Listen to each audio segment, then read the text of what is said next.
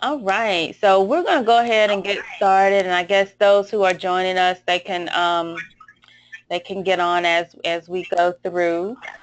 This webinar is sponsored by the Layell Agency, and we are located in Winston-Salem, the beautiful city of Winston-Salem. That is the skyline of Winston-Salem, by the way, on the backdrop of this presentation. So we are a creative agency. We specialize in book publishing, but we do all types of marketing projects, including website development. We also do strategic planning and graphic design. So those are the things that we specialize in. And so if you have any needs that you can let me know. Today our webinar is going to, now let's see, hold on. Okay, there we go. Introduction to Self-Publishing. And what I'm going to talk about today is basically the steps to getting your book published. I've run into a lot of authors who either want to write a book or they have written a book, and they just want to know the next steps. They want to do some research to find out how to get the book published. And we're going to talk about that today. And go through some options and just talk a little bit about what self-publishing is and how it works, and what our agency, the services our agency provides. I'm not the best at these webinars. I'm more of a one-on-one type of person. It feels kind of weird sitting in my office just talking to the computer. But at the same time, we're gonna get this done today. And so just forgive me if I seem to stumble a little bit with my technology here. So I'm going to start with a introduction of your host. I'm Angela Huntley, and that's me. And I will be hosting these webinars. I actually enjoy doing these webinars because it answers a lot of questions with a lot of people, rather than going through the same information one-on-one. It allows me the opportunity to answer these questions to a lot of people, and it is more effective this way. So I actually enjoy having an opportunity to do a webinar and to speak to people this way. But to tell you a little bit about me, I have 23 years of media, advertising, and marketing experience.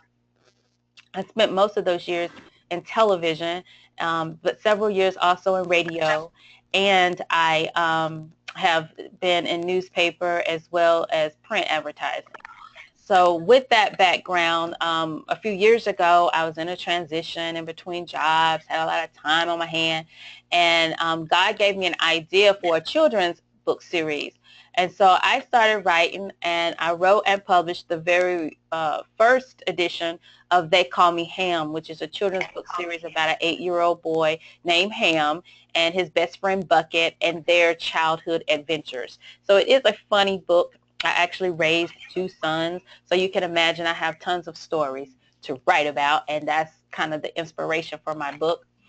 And after writing my book, I started doing projects for other people, publishing projects, websites, all kinds of marketing things on the side while I was still working in my TV job. And then eventually I just left my TV job and now work full-time for the Layell Agency as the president and founder. So that's a little bit about me. Let's get into an overview of what our webinar is going to be about tonight. We're going to start off talking about publishing options, and I want to explain the difference between traditional publishing versus non-traditional publishing. So we'll go through both of those, and you'll be able to see why one is preferred versus the other. We're also going to talk about print on demand and what most publishers don't want you to know. Then we're going to talk about how to make money with your book. After you've written a book and after it's published, of course, most people want to use it as an additional stream of revenue. But there is some keys to doing that. So we're going to talk a little bit about that. The next thing is we're going to talk about getting your manuscript ready to publish. There are some things that we're going to go over that's going to save you some time and money when you're working with a publisher.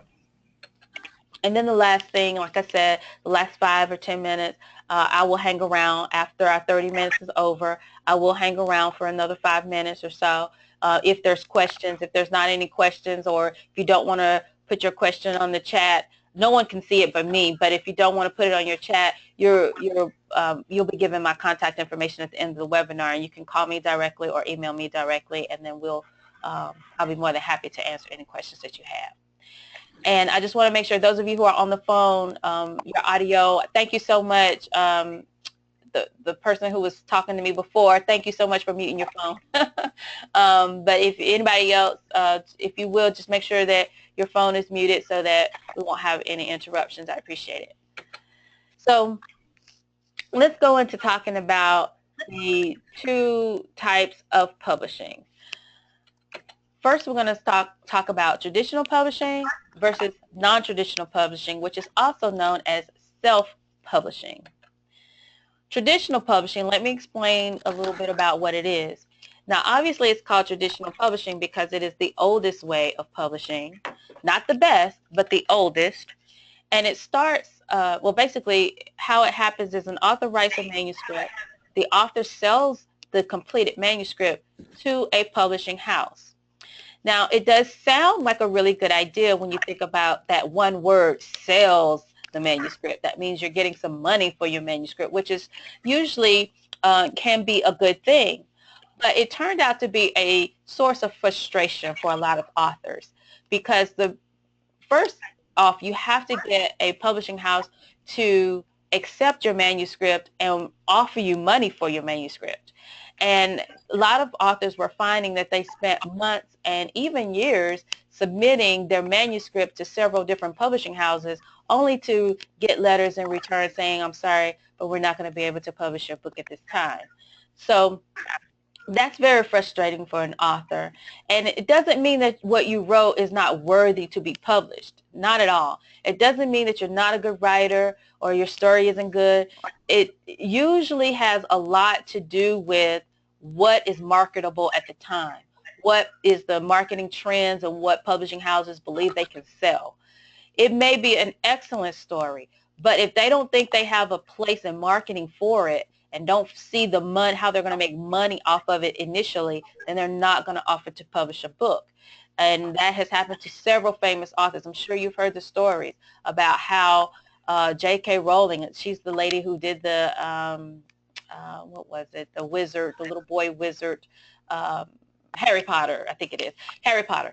She wrote that book, but was turned down by several publishing houses, but then turned out that one believed in her project and had an idea on how to market it, and it turned out to be a great success. So it doesn't always mean that what you have is not good and people don't want to read it. It's totally a marketing strategy that they use to determine what they're going to publish. So there had to be another way to get books published. Also in traditional publishing, the publisher has total control over your publishing project. Total control means they control your story, they control what is going to be edited in it, they control the marketing, and yes, they control the pricing. The author really has absolutely no control over the creative of their book. It's all in the hands of the publisher. I'm a member of the Society of Children's Books Writers and Illustrators, which is a national organization of children's books writers, and we had our conference in Charlotte, and I was speaking with one of the authors there who was just really upset because she did sell or wanted to sell her rights of her book to a publishing house, but one thing that they wanted to do, she had a little black boy character in her story, and they felt like the character was out of place, that they wanted to turn him to a white boy. They felt like the black boy character was out of place for the storyline. And she would have no control over at that point. If they wanted to take him out of the story, they absolutely could. And then it becomes a, you know, is it my story or is it your story type of situation. So she was upset about that, but she has no control once the publisher has purchased the book. And then the second thing is the publisher owns the rights. So that means that you as an author, if you sell your book to a publishing house, then that publisher, you can no longer have merchandising or have anything at all to do with the characters, with the storyline, with that book any longer without having the publisher's permission. They are in control of all the merchandising for your book. If by chance a movie house comes along and they decide they want to offer you money for your movie, then guess what? You got to go talk to the publisher first. So this was a problem for many, many, many, many authors. Not only did they not get published, but when they did get published, they were having to deal with all these different types of constraints.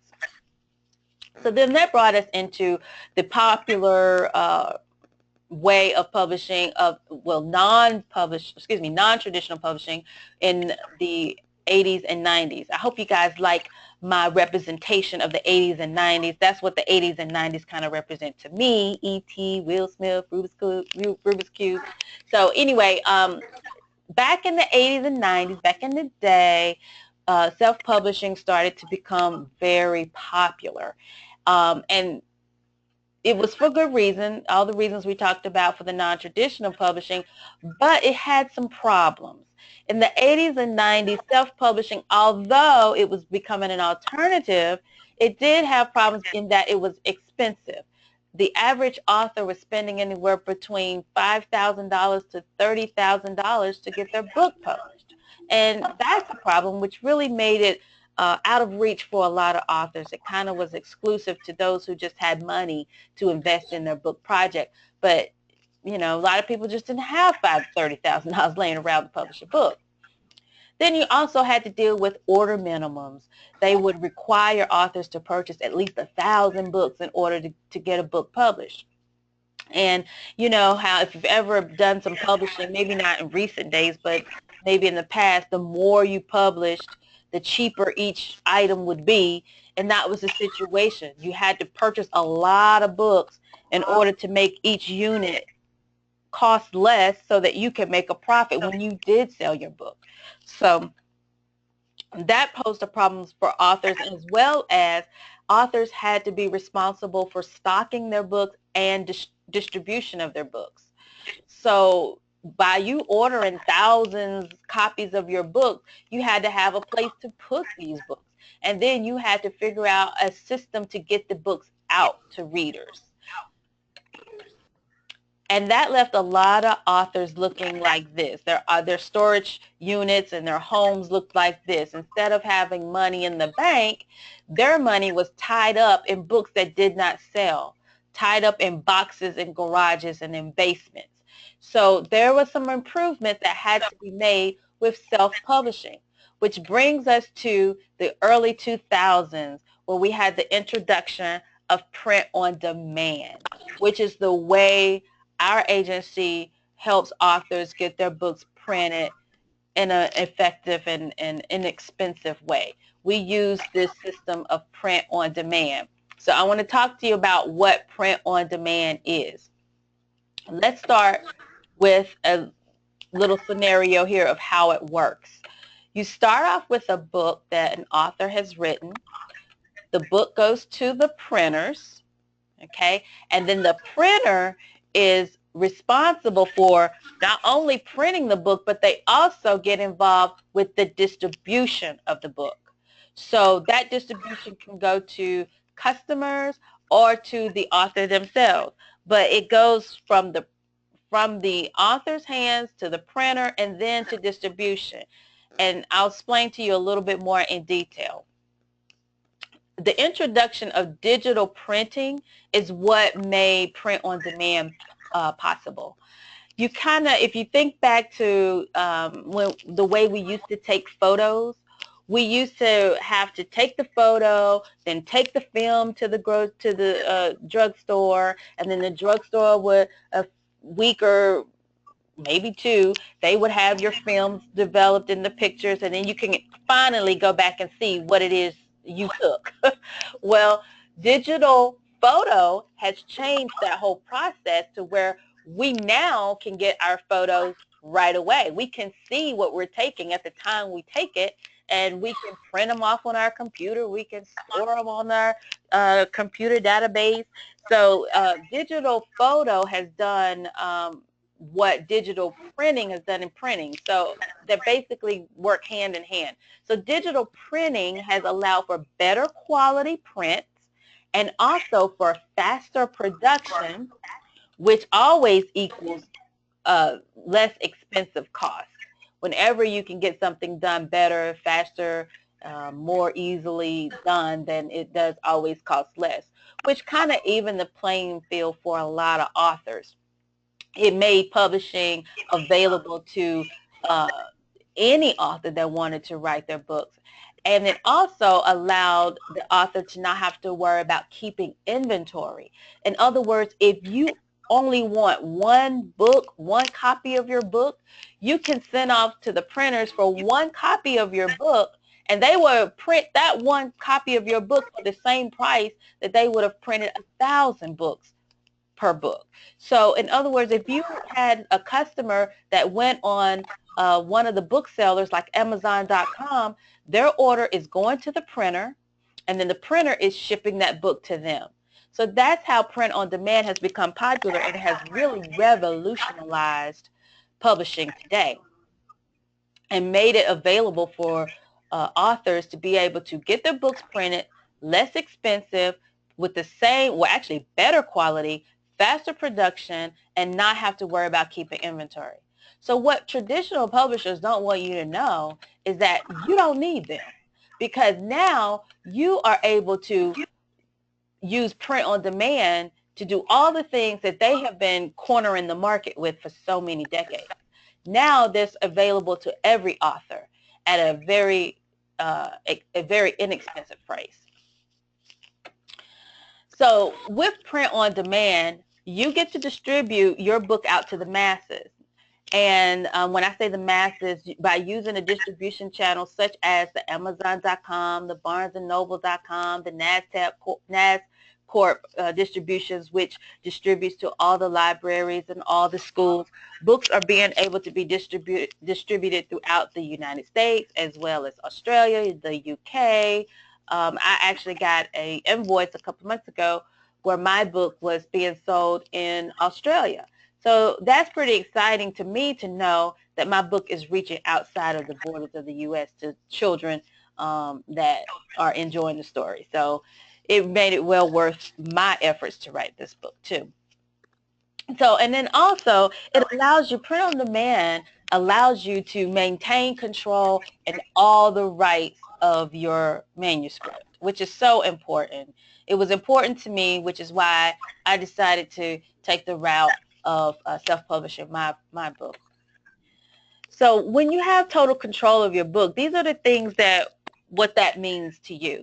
It means that you do have control of your story. You get to tell your story the way you want to tell it. You don't have to worry about anybody telling you you've got to edit this and take that out, or this won't sell, and you know, all these other changes. It's your story, so you get to tell it. You get control over your cover design.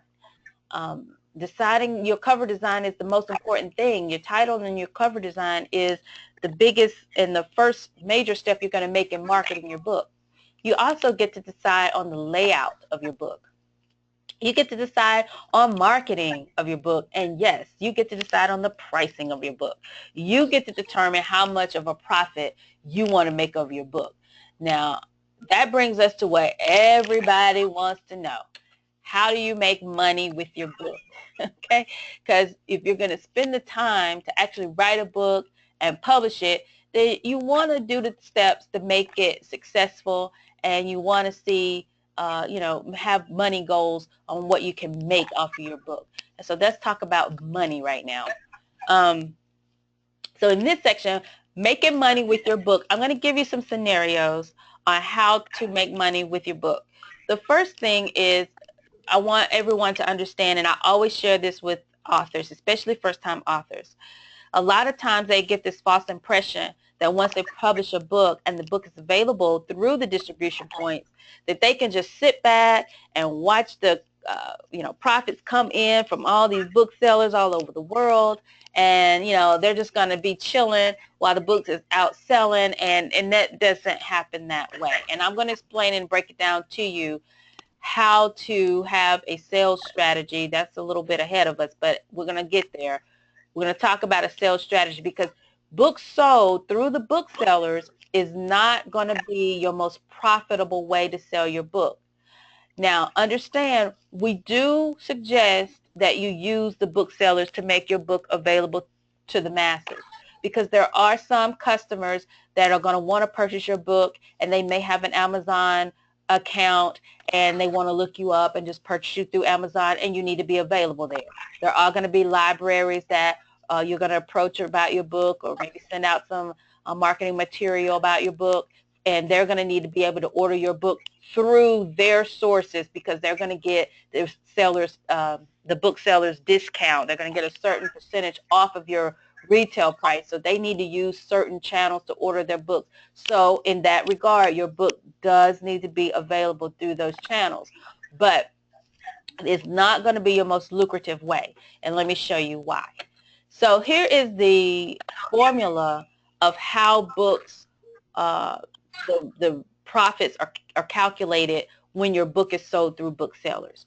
You start off with the cost of your book. The cost of your book, of course, you set the cost of your book.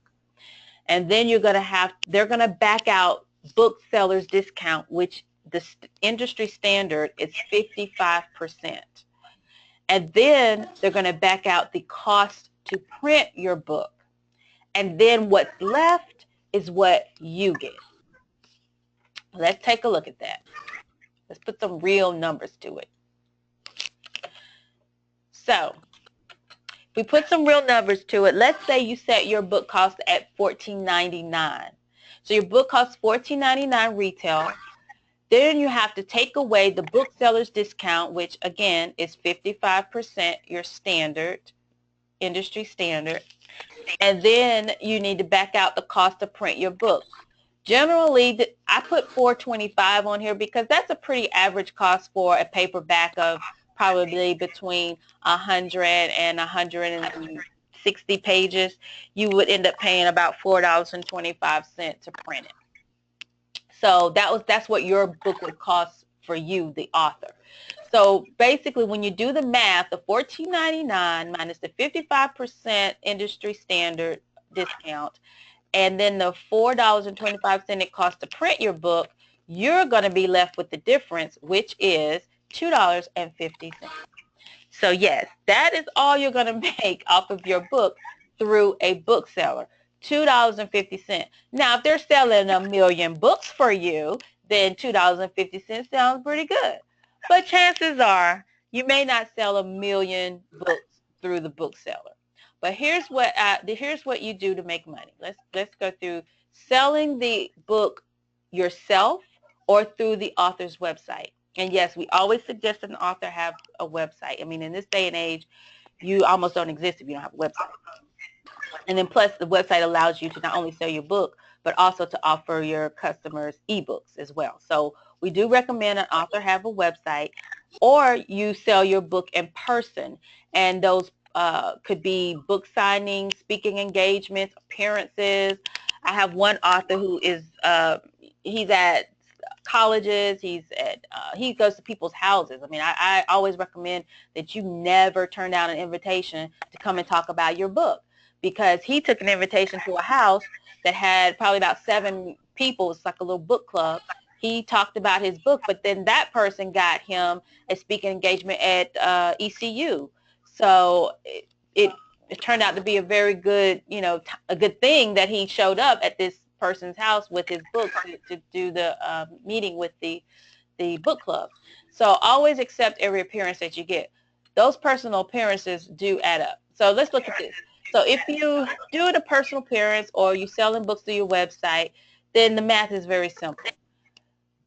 You start with the cost of the book, which we're going to use the same example. Let's say your book is $14.99, and then the cost of printing is $4.25.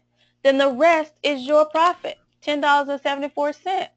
See the difference? It's a huge difference. $8.24 is the difference that you're going to make selling the book yourself versus what the booksellers are going to make.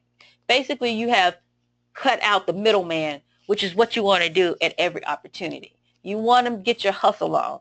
I tell all my authors, we always start with a marketing plan and a sales plan right at the time of book launch. We want to talk to you about how you want to market and what kind of sales strategy that you have in place, because that is going to determine the success of your book.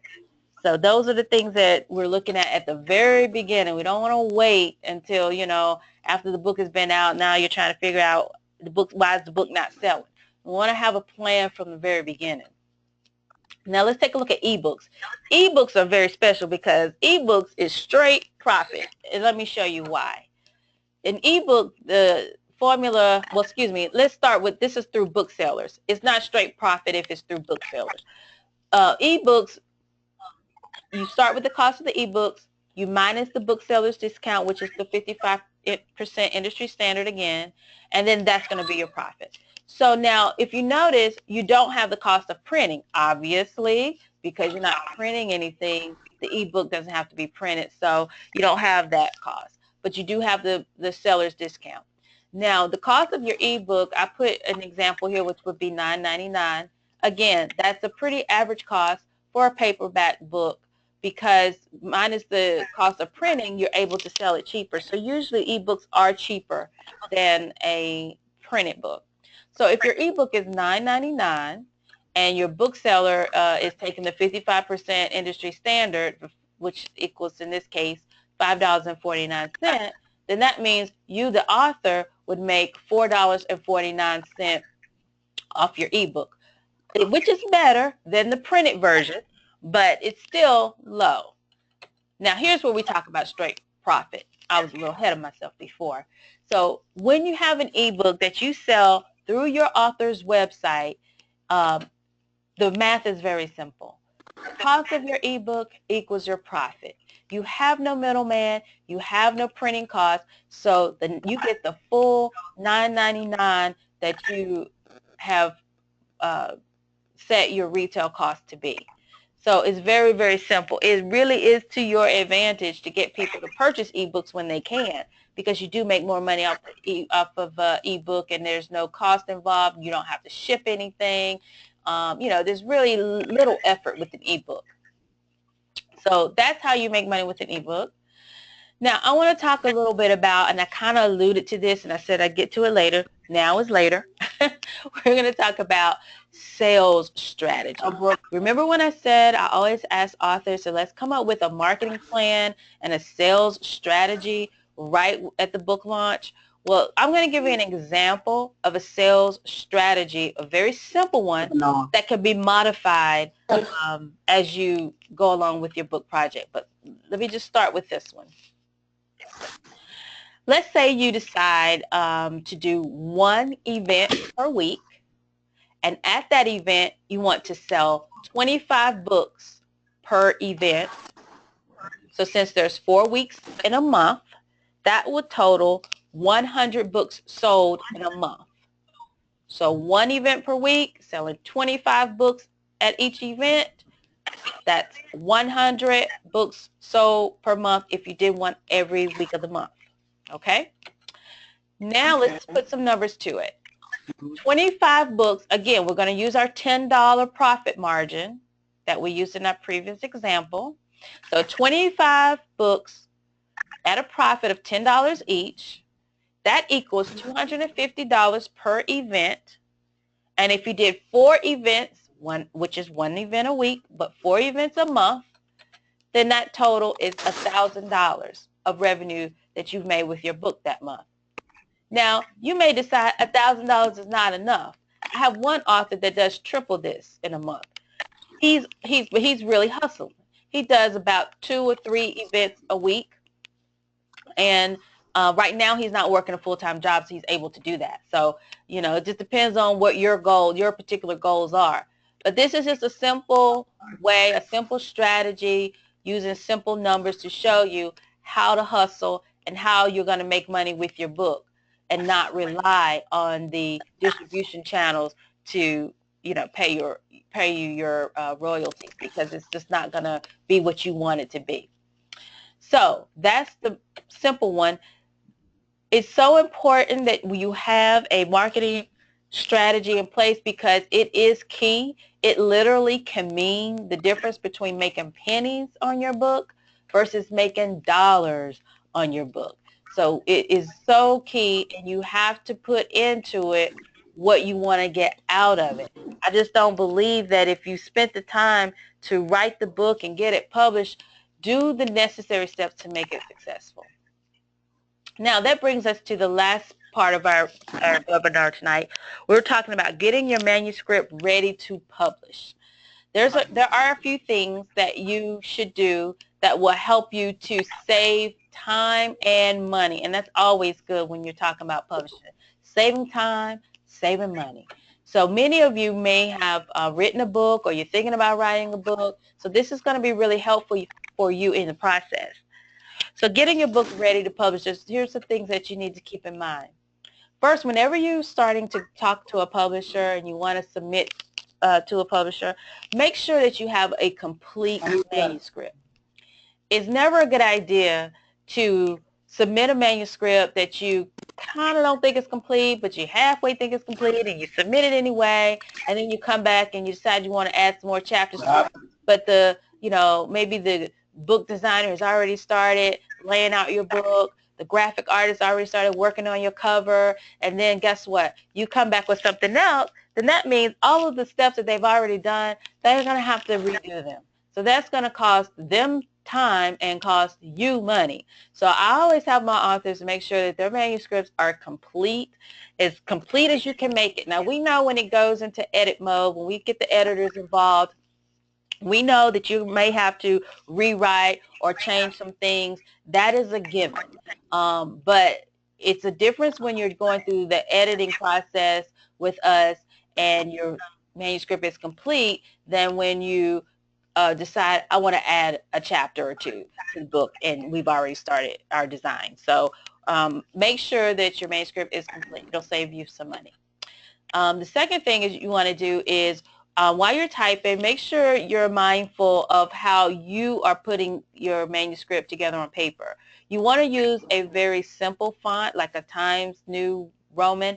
I always suggest that because obviously it's the most common. It is very universal, easy to read. Everybody has it. So I always suggest you use Times New Roman or something very simple so that again, saving the book designer time and you money. The third thing that I have on the list here is you want to make sure that you use a font size of 12. Now, I've seen people submit a book that they use font size 16 for whatever reason. I don't know, but nobody publishes a book with font size 16. I mean, unless it's for the visually impaired people. But generally speaking, the industry standard is a 12-point font. So you want to send it in a 12-point font.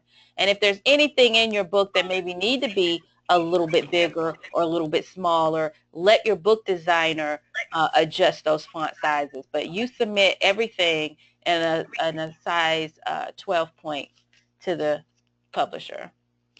Then you want to make sure it's double spaced. Makes it easier to read.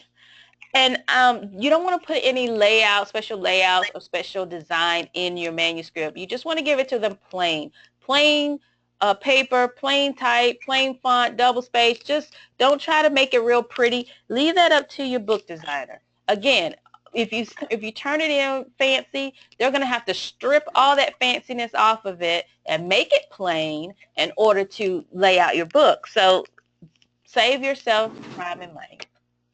And then the last thing you want to do is you want to make sure that you have your author's name, the page numbers, and book titles. Make sure that all of that appears on every single page of your manuscript. Just in case if it's printed and one page gets missing, they can easily figure out, which book this page belongs to and what page number, so they can put it back in order and those type of things. All of this just really saves time and money with whatever publisher you decide to go with. But I always suggest this with authors who are either working on a project or starting a project. It's really good to keep these these little guidelines in mind for your final project. Now we have come to the end of our presentation, and looks like we are 7:36, so I did pretty good in terms of time.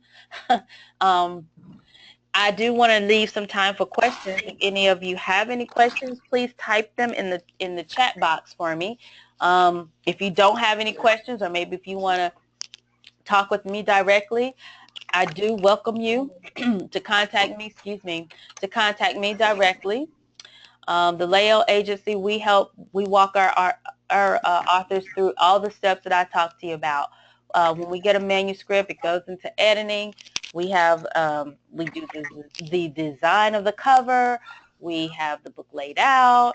We publish it, and we manage the distribution through the distribution points. So we do all of that. We just kind of help take an author by the hand so that they can make sure that their book is a success.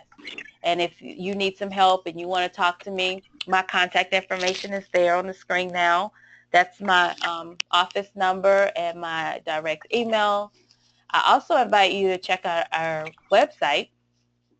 There is a lot of question and answers on the website.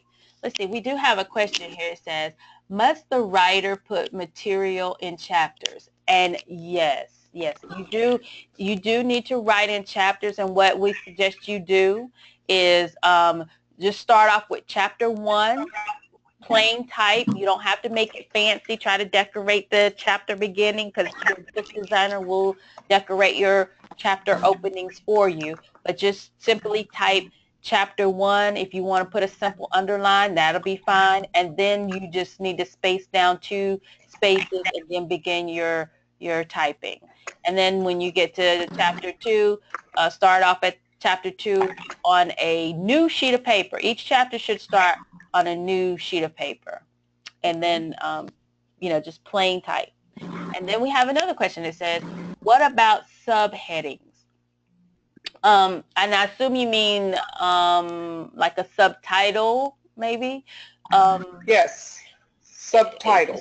If you mean subtitle, I think you're asking me, should you have them? And yes, you can have subheadings, subtitles. You might just want to let your publisher know, whoever is your representative, make sure that they understand that is a subheading, or that you have a subtitle for your book, so that they will be able to put it in the proper place and design your book the way it's supposed to look. Let's see, because you may have explained it, but what do the events consist of? Book signings? Yes, book signings. Anything that you show up with your books is what I'm calling an event. So it could be a personal appearance. If you've got someone who, like I used the example, the young man that went to someone's home, they had like a book party for him and invited some readers. That would be an event. You want to always, take advantage of opportunities like that. Anytime you can get in front of a group of people with your book. If your book is a special interest book, like maybe your book is for women, you want to contact women groups, you want to contact any organization that may have connections to your subject matter, you want to contact them and see if you can speak and take your book. So take advantage of all of those. And those are the things that we work on with our authors to try to figure out marketing opportunities, groups that they can contact. Now, we don't necessarily do the marketing for you. You can pay us to do that, but that's not usually what we do. We usually come up with a plan and a sales strategy to help you reach out to whoever would be a good group or a good connection for your book. Let's see, we have another question. It says, and I hope I answered that question correctly, but basically an event was any time you're in front of a group of people with your book. Take advantage of talking about your books, signing books, and making sure that you really capitalize on that, because it can lead to other things for you. Let's see. We have another question. Let's see if I can get back to it. What is an example of subtitles? Oh, okay. Good question. A subtitle, for example, I got one. One of the books that I'm working on right now is called, let's see, we just finished this cover yesterday. Hold on a minute. And it's really gorgeous, but it's a great example to give you what a subtitle is. So his title is called Mute. And his subtitle right up under it says, A Call for Reconciliation Through Poems and Essays. So basically it's a line that you put up under your title that kind of further explains what your book is about. I have another example. We have a book, it's called Good News, but the subtitle is God Speaks to Mothers and Daughters. So the subtitle just gives you a little bit more of an idea of what the book is about. The title is more simple maybe and more, simple words, but when you get into the subtitle, gives you more example. Oh, I've got another one. We've got Sharecropper's Wisdom. The title is Sharecropper's Wisdom, but the subtitle says something like Growing Today's Leaders the Old-Fashioned Way. So it just kind of gives you more of an idea of what the book is about. And subtitles are always great. Some books can have a title that just stands alone, but oftentimes you would need a subtitle. The one I just gave you, the Sharecropper's Wisdom, well, if you saw Sharecropper's Wisdom, you wouldn't quite understand what his book is about. So a subtitle was definitely needed, and I suggested that. So then we came up with the subtitle, Growing Today's Leaders the Old-Fashioned Way. So that's what the subtitle is. Is there any other questions anybody might want to submit? And again, you guys, you don't have to feel like you got to ask me everything tonight. I'm available, and if you did give me a call, I'll be more than happy to sit down and talk. Now, here's another question. It says, my question about subtitles has to do with chapters. Should the writer do chapters based on chapters? Oh, I'm sorry. Should the writer put the a question about subtitles with chapters? Should the writer do chapters based on chapters? Now, most books are written in chapters, so you definitely do.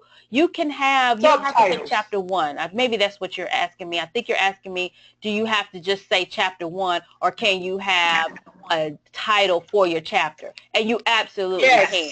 Like, for example, my children's book, I do have chapter 1, but I have a title for chapter 1, and it kind of alludes to what's going to happen in chapter 1.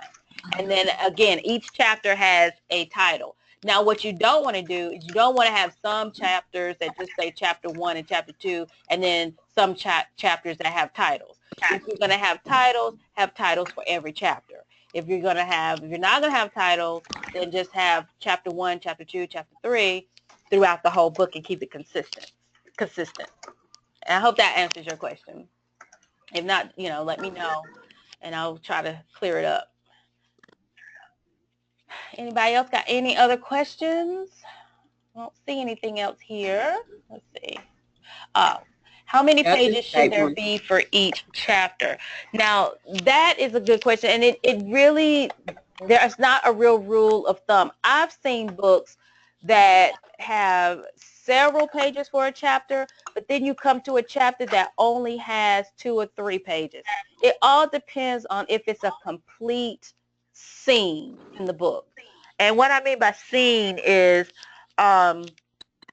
it needs to be a complete scene and a complete idea relayed in those pages. If you're done with that particular situation in the book and you're moving on to the next situation in the book, then it's perfectly okay to have a short chapter. So there's really no rule of thumb of how many pages that you need to have in there, but you just need to make sure that it's a complete thought. In other words, you know how you can have a sentence and you don't have it's not complete in that it doesn't have a good subject and a good verb and a good action in the sentence. Well, it's the same thing with the chapter. You want to have a beginning of the chapter, and you want to end that chapter with the reader knowing exactly what just took place in that scene and understanding that we're moving on to the next situation now. So that kind of varies. There's no real rule of thumb.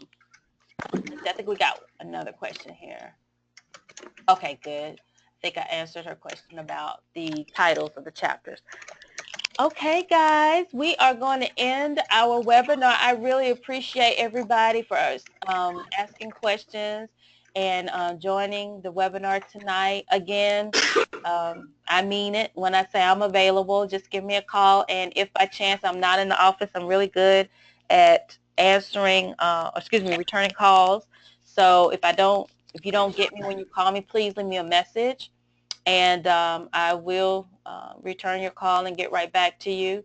A lot of times I'm either out seeing other clients or out working on a book project, and we have Jackie who helps me out in the office a lot. She's also an editor and our senior media strategist, and sometimes she is available to answer questions. But if you just want to speak with me, I'm more than happy to talk with you about anything that you have concerning your book projects. And hopefully we'll get to work together on some. And I just want to say good night to you guys, and I hope you all have a blessed and prosperous weekend and next week as well. Talk to you soon. Thank you. Thank you.